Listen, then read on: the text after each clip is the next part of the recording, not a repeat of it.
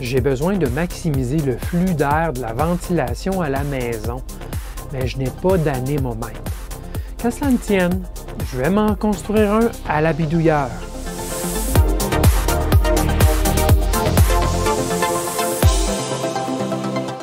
Bidouilleur, bidouilleuse, salut! Eh oui, notre maison possède un système de chauffage-ventilation centralisé, à air pulsé.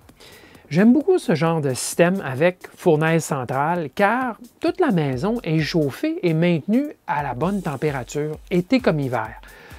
La bonne température, oui et non, car il y a toujours des zones un peu inégales, soit un petit peu plus froides, un petit peu plus chaudes au niveau de la température. Et pour tenter de remédier à ce problème, je veux pouvoir mesurer le flux d'air relatif. Par exemple, l'air sortant d'un registre dans une zone inégale. Et ensuite, ouvrir ou fermer des registres ailleurs, ou ouvrir et fermer des portes, dans le but de maximiser le flux d'air à l'endroit problématique.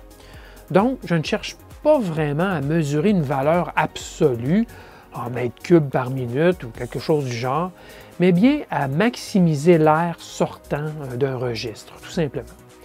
L'étalonnage d'une échelle n'a donc pas vraiment d'importance dans le contexte. Alors, j'ai fait un remue-ménage pour trouver comment je pourrais faire cela. J'ai pensé à une feuille de papier, un cellophane, toutes sortes de choses, mais comment lire la déflexion de la feuille, c'est un peu compliqué. J'ai par la suite pensé utiliser un ventilateur. Un petit ventilateur, ça serait idéal, compte tenu des dimensions de l'ouverture d'un registre, là, typiquement, et de la quantité d'air, le flux d'air à mesurer. Puis c'est là, en fouillant, que j'ai pensé à un petit ventilo d'ordinateur, un peu comme ceci. Y aurait-il moyen de modifier un ventilo d'ordinateur, par exemple de CPU, pour mesurer le flux d'air? Bien, vous voyez ce qui suit. Alors, m'est venue l'idée, effectivement, d'utiliser des ventilateurs de CPU ou des ventilateurs dans les instruments de mesure. Alors, je me suis attardé sur les ventilateurs de CPU qui, eux, ont beaucoup de pales et je croyais qu'il y avait de l'espoir. Cependant, quand je me suis mis à tourner les pales, voir si ça tournait librement, je me suis aperçu qu'il y a une rémanence, c'est-à-dire un magnétisme résiduel. Et ce magnétisme-là va évidemment verrouiller le ventilateur et on ne pourra pas lire quoi que ce soit. Ça prendra un vent très fort pour pouvoir faire tourner le ventilateur puisqu'il y a effectivement un magnétisme résiduel. Donc, je me suis résigné à détruire ou démonter un des ventilateurs pour voir comment c'est fait à l'intérieur et peut-être pouvoir retirer ce qui est magnétique et retrouver un mouvement fluide et non pas un mouvement qui est saccadé comme cela. Et la suite, bien, c'est pas ce ventilateur-ci, mais un autre que j'ai décidé de démonter. Alors, j'ai fouillé dans mes surplus. J'ai trouvé ce ventilo de CPU, d'ordinateur.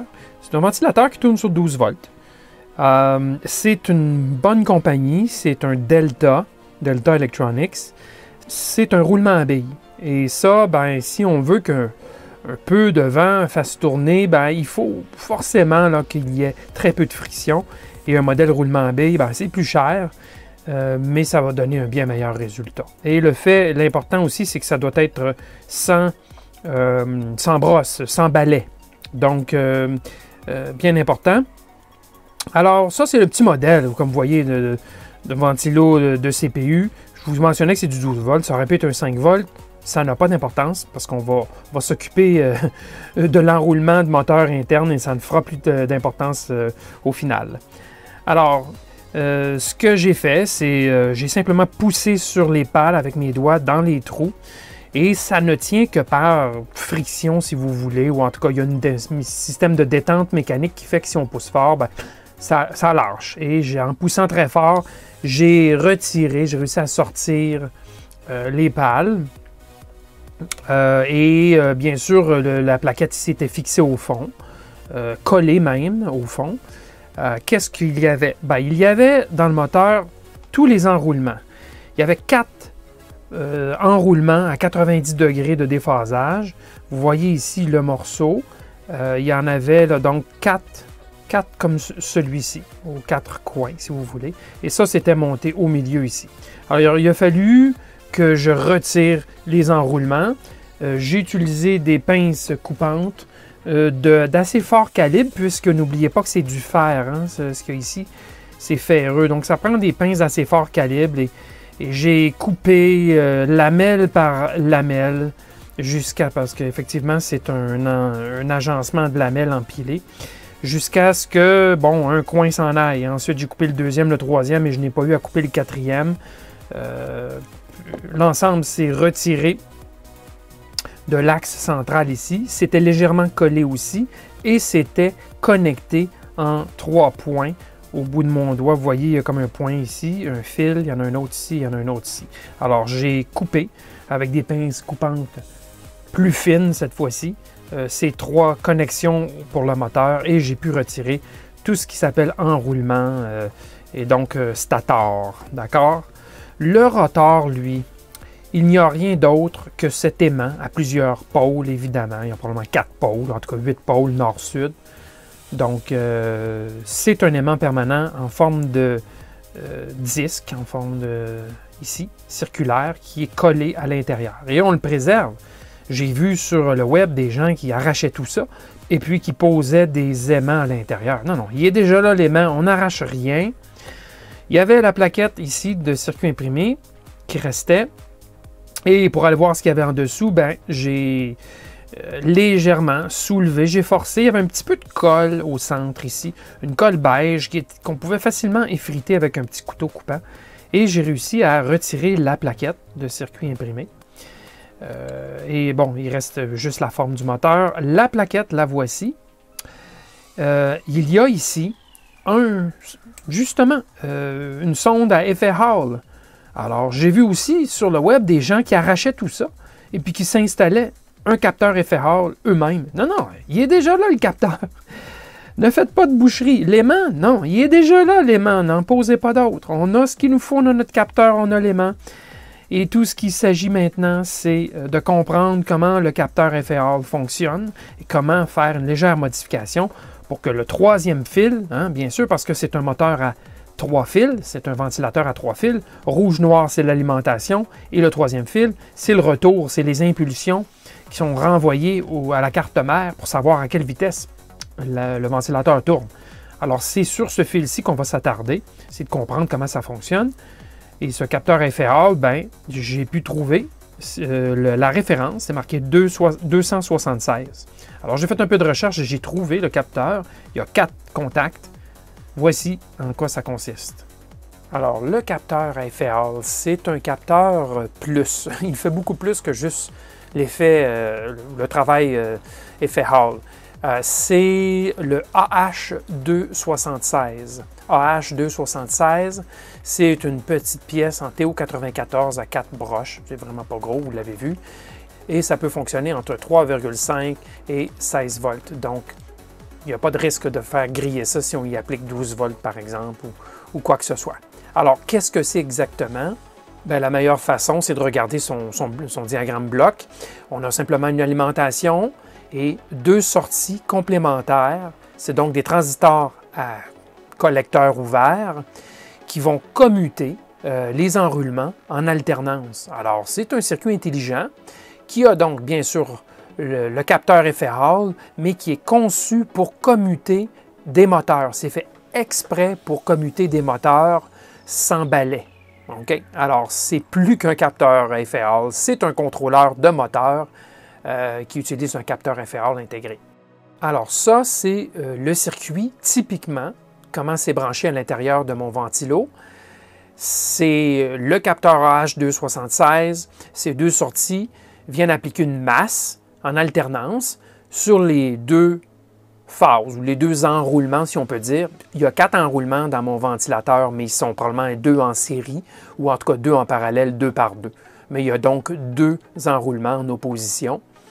Et bien sûr, la masse est appliquée ici, par la suite la masse est appliquée ici, et le moment exact où c'est appliqué, ben c'est dû à la détection du capteur effet Hall à travers son boîtier de plastique et le champ magnétique de l'aimant sur le rotor. C'est ce qui synchronise et bien sûr la mise à feu des enroulements l'un après l'autre sur le moteur. Alors, tout ça, c'est alimenté bien sûr à partir d'une seule alimentation. Dans mon cas, c'était 12 volts, mais il y a en plus un transistor à collecteur ouvert qui est placé ici, qui prend un des deux côtés et qui finalement permet de mettre du 5 volts si on veut à partir de la carte mère. Il y a donc un transistor additionnel sur la plaquette. Et nous, on ne s'en servira pas. Alors, voici la configuration que je vais utiliser. C'est ceci. On a arraché les enroulements, puisqu'il y avait la rémanence qui nous agaçait, mais ça prend une résistance pull-up, puisque c'était l'enroulement qui faisait ce travail de monter la ligne, puisque ce sont des sorties à collecteur ouvert. Il faut donc qu'il y ait une pull-up pour garantir le niveau haut. Et lorsque la sortie est activée, ben, elle applique un niveau bas. Et donc, j'ai choisi 10 kΩ, ça pourrait être 4,75 kΩ, ça pourrait être 1 kΩ. Alors, le plus simple pour moi, puisque c'était un circuit qui fonctionnait sur 12 volts et qu'il y avait un autre transistor, et que l'autre transistor fonctionnait seulement si les enroulements étaient présents, vous voyez le genre, je n'utiliserai pas le transistor de sortie. Je me branche directement sur la sortie du AH276 et j'ajouterai une résistance pull-up à l'interne et j'alimenterai le tout sur 5 volts, ce qui me donnera un circuit 5 volts, tout simplement. Donc, sortie 5 volts, alimenté 5 volts, tout va très bien fonctionner. Alors, c'est ça la modification. Maintenant, ce que ça a l'air physiquement, ben, on peut le revoir à nouveau. Alors, on peut se poser la résistance de pull-up. On peut s'en poser une ici à l'intérieur ou on peut tout simplement la poser à l'autre bout du câble si on veut. Hein. C'est sur le circuit, ça peut être l'Arduino. L'Arduino, déjà, on peut mettre active des résistances pull-up à l'intérieur de l'Arduino. Donc, c'est une des possibilités. Sinon, ben, regardez, là, je veux dire, on peut s'en souder si vous faites un peu de montage en surface. C'est entre les deux dernières broches ici à droite, on peut se poser. Donc, entre l'alimentation et une des sorties collecteur ouvert, on peut se poser la résistance pull-up ici. Dica fait très bien la chose, sinon peut-être un peu plus faible, là, mais ça ne donne pas grand-chose. 10 kΩ, c'est suffisant. Alors, j'ai déplacé le fil tel que je vous ai expliqué dans le circuit. Je l'ai déplacé directement sur un des deux contacts collecteur ouvert de la sonde effet Hall, sur la sortie, directement, puisque c'est un modèle 12 volts. Et le modèle 12 volts, ben, il y a un autre transistor à collecteur ouvert ici pour que ça soit uniquement 5 volts qui retourne à la carte mère avec un pull-up sur la carte mère de l'ordi. Donc, c'est préférable de tout simplement venir se brancher sur un des deux contacts des enroulements qu'on avait avant directement. C'est un circuit collecteur ouvert à l'intérieur de la sonde à effet Hall. Donc, pas nécessaire d'ajouter un autre transistor en plus. Alors, j'ai déplacé le fil bleu juste à côté sur un des deux enroulements. Et là, je réinstalle ceci à l'intérieur. On voit qu'il y a une petite zone en recul ici, en retrait. Un petit peu plus basse ici, la zone au bout de mon doigt qu'ailleurs. Alors, c'est effectivement pour réinsérer la sonde et s'assurer que les fils soient à cet endroit-là pour que les connexions à la plaquette ne fassent pas soulever la plaquette. Alors, on peut la recoller en place. On peut faire ce qu'on veut, là. Et maintenant, on aura un circuit qui va être fonctionnel pour lire des impulsions. On peut prendre notre ventilo qui est ici. Voilà. Et on peut le réinsérer. Et lorsqu'on est certain que tout est bien, on peut peser fort pour le rentrer en place. Ce que je ne ferai pas, je vais juste mettre le mien en surface ici. Et je n'ai même pas pesé à fond. Et vous allez voir que le capteur va quand même saisir les mouvements. Et regardez comment c'est bien lubrifié. Le roulement à billes, là, c'est une merveille. Ça fonctionne très, très bien. Je souffle, je suis à environ 30 cm et je souffle très peu. Et ça tourne. Donc, ça va être suffisamment sensible pour mon application. Je suis convaincu, un léger vent va faire tourner cela. Alors, comme premier essai, pour démontrer que le capteur effet Hall fonctionne bien, avant de tout intégrer ça dans le ventilo, je vais vous montrer comment je fais le test. J'y ai mis donc une alimentation 5 volts et masse. Donc, noir, c'est la masse. Rouge, c'est les 5 volts. Et le troisième fil, le fil bleu, c'est évidemment le capteur effet Hall qui revient. Alors, lui, le capteur effet Hall, je l'envoie sur une sonde d'oscilloscope. D'accord? Alors, on va le voir à l'écran. Oscilloscope, le capteur effet Hall. J'ai mis la masse de l'oscilloscope, bien sûr, sur la masse d'alimentation. OK? Alors, j'ai aussi ajouté une résistance pull-up externe que je vais intégrer lorsque les tests seront finis. Je vais l'intégrer directement sur la plaquette. Mais pour l'instant, j'ai mis un 10 kΩ pull-up entre le plus 5 et le signal de retour, bien sûr, là, du capteur effet Hall. Alors, par défaut, le signal serait à haut, mais ce n'est pas tout à fait ça. Alors, regardez bien. J'ai un aimant ici très puissant que je vais passer sur le capteur. Alors, regardez présentement à l'écran, c'est un niveau bas. Si je passe l'aimant, comme ceci, on l'a vu monter à haut et rebaisser à bas. Si je repasse, il fait la même chose. Alors, là, vous croyez que c'est toujours en présence, c'est haut, puis quand on s'en va, c'est bas. Eh bien non. Parfois, il va rester collé vers le haut. OK, là, jusqu'à maintenant, il ne l'a pas fait. Voilà, il l'a fait. Donc, lorsqu'on passe rapidement, il est possible qu'on voit une impulsion, il est possible qu'on voit seulement un changement de niveau. D'accord? Vous le voyez, là c'était comme une impulsion, là, une impulsion, là, c'est un changement de niveau. Et donc, ce qu'on cherche à vérifier, c'est donc la transition bas-haut au bas et non pas une pulsation, parce qu'il n'y a pas toujours une garantie de pulsation lorsqu'il y a un aimant qui passe. Il y a changement d'état en tout cas, ça c'est certain, voyez-vous. Parfois, il va revenir comme il a vu deux impulsions, là, puis parfois, il en voit juste une. Alors, voilà. Alors, rappelez-vous de ça si vous faites des mesures, parce que vous voulez savoir la fréquence ou la vitesse de rotation, ben, il faut prendre ça en ligne de compte. Ceci dit, lorsque c'est intégré sur le moteur, je crois que le comportement est très prévisible. Ça fait des belles impulsions, ce qu'on verra tantôt. Alors voilà, ça c'est le fonctionnement de base. Maintenant, je vais intégrer ça sur le ventilo et on va regarder le résultat.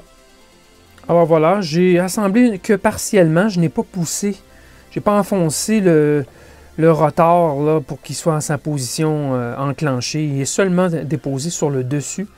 Et je vais pouvoir réenlever les pales facilement là, pour coller le PCB. La plaquette n'est pas collée à fond présentement. Mais j'ai toujours mon branchement avec la résistance pull-up. Et regardez à l'oscilloscope, qu'est-ce qui se passe? On voit des belles impulsions qui se propagent au rythme de rotation des pales. Et vous voyez, parfois ça termine haut, parfois ben, le signal se termine bas, tout dépendamment quelle était la dernière impulsion. Voyez-vous, là, ça se termine bas. Et voilà. Et plus on va vite, plus il y a des impulsions serrées, donc plus la fréquence est élevée, bien sûr. Et tout meurt éventuellement, puis ça tombe à un niveau constant. Alors ça va bien fonctionner si on met un fréquence-mètre là-dessus. Et on va pouvoir lire, plus la fréquence est élevée, plus l'air, donc le flux d'air est élevé. Alors, c'est tout simplement ça le principe. Maintenant, il ne reste qu'à mettre la résistance. Je vais la mettre à l'intérieur. Je ne vais pas être obligé. Si je m'en sers dans un an ou deux, je risque d'oublier de mettre une pull-up. Alors, je vais la mettre en dedans et je vais indiquer que c'est du 5 volts. Et c'est tout, hein. Le tout va fonctionner avec une belle onde carrée à la sortie en fonction du signal, en fonction du vent, tout simplement, de l'air. Et ça n'en prend pas beaucoup d'air, comme vous avez vu précédemment, pour le faire fonctionner. Alors, mission accomplie, je recolle tout ça en place et je pourrai faire mes essais. Alors, voyons ma première mesure sur un registre de ventilation chauffage. On voit que présentement la lecture est de 31,2, 31,3, 31. Occasionnellement, il va y avoir une petite lecture là, qui n'a pas de sens, mais sinon c'est très stable. À une basse fréquence comme ça, le compteur quand même réagit bien. Et le résultat est concluant. Je suis capable de faire des mesures de vitesse de l'air sur les sorties, les registres de sortie de la maison. Je pourrais faire la même chose sur les registres de retour, remarquez. Hein? Je pourrais faire les mêmes lectures pour voir où l'air retourne, comment l'air retourne au chauffage. Donc c'est un essai qui est concluant. J'aime bien le résultat. Ça donne de la marge. Donc à 30 Hz, c'est encore de la marge pour faire des mesures avec un débit plus lent. Donc c'est bien fonctionnel. Ici, la pression n'est pas très forte. On est en mode de ventilation, donc ça ne souffle pas très fort présentement. Si le chauffage partait, ça soufflerait encore plus fort. Donc c'est concluant, j'aime bien ça. Est-ce qu'on mesure la vitesse de l'air ou le volume d'air qui passe? Les deux. Puisque la surface du registre est fixe, si l'air circule plus vite dans le ventilo, il y aura forcément un plus gros volume d'air par unité de temps, par exemple par minute, qui va passer dans le registre. Donc, cette technique me convient pour maximiser le flux d'air aux endroits problématiques dans la maison. Je vous suggère de sélectionner un ventilateur comportant un roulement à billes.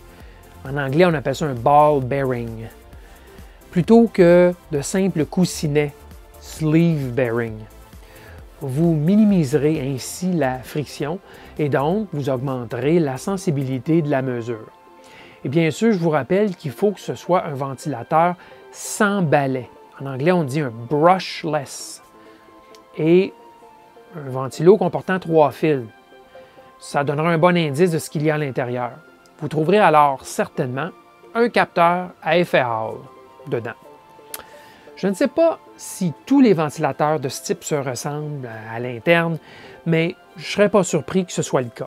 Si vous avez compris le principe du projet, donc enlever le stator et travailler sur le capteur, et vous avez compris le circuit du capteur lui-même, vous pouvez trouver sa référence et ainsi de suite, vous ne devriez pas avoir trop de difficultés à reproduire cette modification sur un autre modèle, une autre marque de ventilateur. Mais ça risque d'être très similaire à mon avis.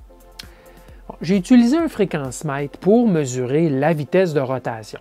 C'était simple et rapide. J'en avais un petit portable comme ça, un portatif en fait. Mais vous pourriez, par exemple, programmer un microcontrôleur si vous vouliez faire quelque chose de plus permanent. Le microcontrôleur ferait la tâche du compte des impulsions. Donc, les pulsations pourraient incrémenter un compteur interne, puis en lisant périodiquement le compteur interne à l'aide d'une interruption à un rythme précis, on pourrait facilement calculer et afficher la vitesse de rotation dans l'unité de mesure qu'on désire. Je vous laisse le soin de l'essayer. Cela pourrait être un beau petit projet. Alors voilà pour la modification du ventilo. Maintenant, il ne me reste plus qu'à faire les mesures et apporter les correctifs nécessaires pour niveler la température dans la maison, été comme hiver, registre, porte ouverte, et ainsi de suite. Merci de continuer de me suivre et n'oubliez pas de voter un pouce vers le haut si vous avez apprécié la vidéo d'aujourd'hui. Merci et à la prochaine.